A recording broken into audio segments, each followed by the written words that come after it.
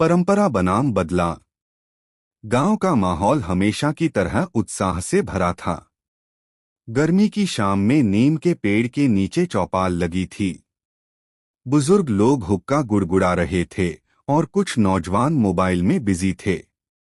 तभी काका ने लंबी सांस लेते हुए कहा, जिस हिसाब से रोज रोज कोर्ट मैरिज हो रही है, थोड़े दिन बाद तो ये शब्द ही भूल जाना कि लगन को बुलाव हैं भैया फलाने पटेल के से। चून को नोतो है दोनों घर नमे। भात को बुलाव है झंडू पटेल के सूं। काकी बना गावे आज जोरी। बारात में चलना है भैया, 4 बजे बस स्कूल के सामने खड़ी हो जाएगी। गांव के बुजुर्गों ने हाँ में हाँ मिलाई, लेकिन युवाओं के चेहरे पर हल्की मुस्कान थी। गौरव और सुमन की कहानी। गौरव जगरवाद लिलौटी गांव का था। गौरव पढ़ाई के लिए शहर गया और वहीं सुमन मियाँ से उसकी मुलाकात हुई।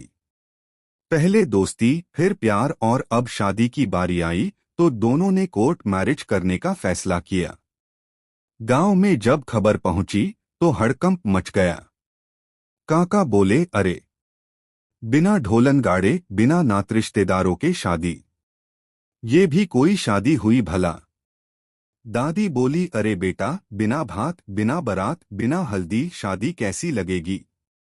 पहले तो गांव में न्योतों की रौनक होती थी, अब तो लड़का लड़की सीधा कोर्ट जाकर दस्तखत कराते हैं।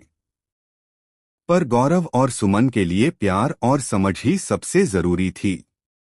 गांव में बदलाव की बयार। कुछ दिनों बाद गौरव और सुमन गांव आए।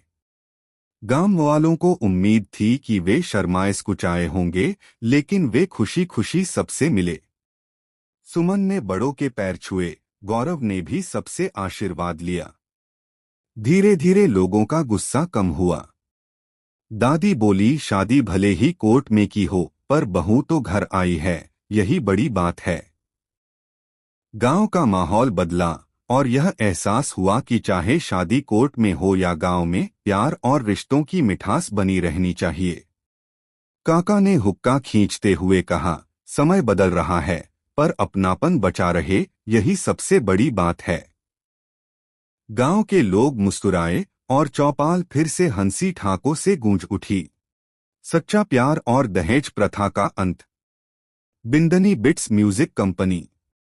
राजस्थान के करौली जिला के एक छोटे से गांव लिलोठिए, जहां परंपराएं गहरी जड़ें जमाए बैठी थीं, वहीं दो दिलों की कहानी जन्म ले रही थी।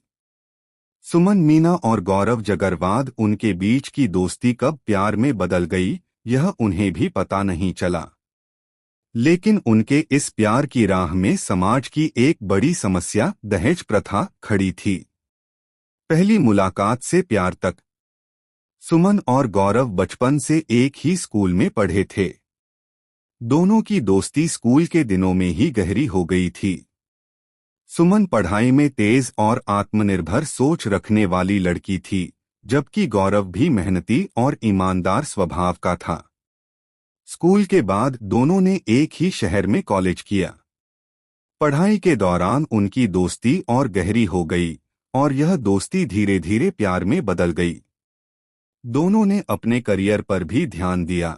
सुमन ने शिक्षक बनने का फैसला किया, जबकि गौरव सरकारी नौकरी की तैयारी करने लगा। प्यार की परीक्षा। समय बीतता गया और दोनों ने शादी करने का फैसला किया। जब सुमन के परिवार को उनके रिश्ते के बारे में पता चला तो पहले तो उन्होंने आपत्ति जताई, लेकिन गौरव के अच्छे चरित्र की वजह से वे मान गए। लेकिन मुश्किल तब आई जब गौरव के परिवार ने दहेज की मांग रख दी। सुमन के पिता एक ईमानदार शिक्षक थे, जो अपनी बेटी को प्यार से पालते आए थे, लेकिन उनके पास लाखों रुपए दहेज देने की क्षमता नहीं थी। यह सुनकर सुमन को गहरा धक्का लगा। गौरव का निर्णय। गौरव को जब इस बात का पता चला तो वह बहुत आहत हुआ। उसने अपने माता पिता से बात की और कहा, अगर मुझे शादी करनी है तो बिना दहेज के करूंगा। सुमन कोई बोझ नहीं है, वह खुद अपने पैरों पर खड़ी है। अगर आप इस शर्त पर शादी चाहते हैं तो मैं यह रिश्ता तोड़ दूंगा। गौरव के माता पिता ने समाज के डर से शुरू में विरोध किया, लेकिन जब गांव के कुछ प्रगतिशील लोगों ने गौरव का साथ दिया तो वे भी झुक गए।